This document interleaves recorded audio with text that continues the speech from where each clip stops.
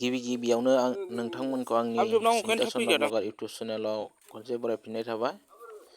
आं दिनै नोंथांमोननो दिन्थिनो लादों दलं बानायनाय 2 नं बालियान गामिनि दलं बानायनाय। गहपुराव गोलैयो बियो, गहपुर समस्तिमोन सिगां, दा बिहालियाव गोलैबाय, माने बोखावनाय जाबाय। बिहाली समस्ति गासिबो सरकारानो फैयो, बानायना होआ बे दलांखौ। कंग्रेस सरकार जाना थांबाय 10-15 बोसोर, दा नै बिजेपि सरकार सोलिगासिनो दं, जेबो नायफिना माने।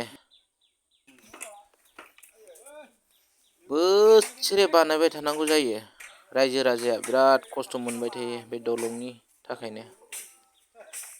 नै महिलाफोरबो हिनजावफोरबो ज' मावफैनो गोनां जायो। औवा थसे खांनांगौ। औवा थसेयाबो थोस्लाबा, गामियानो फिसा नालाय।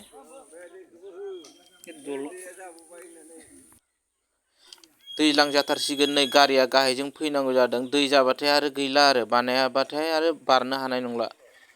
बखुर गामिनि ओरै थांनाय लामा, लावदांगि सिमथाराव थांनाय बे दालां गैयाबानो फैनो हाया आरो।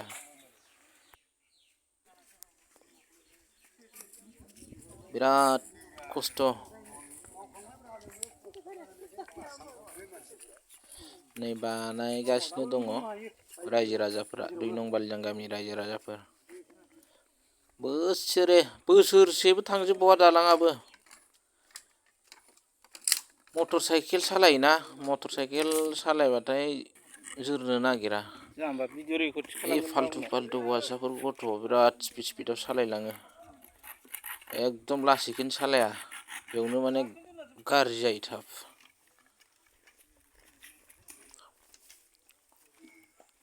नै एकदम हाजोनिफ्राय फैनाय बे दैया।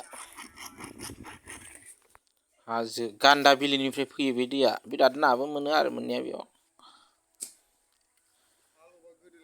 दै जाथारसिगोन नै अखा हाबानो, दैज्लांनि अखा हाबानो।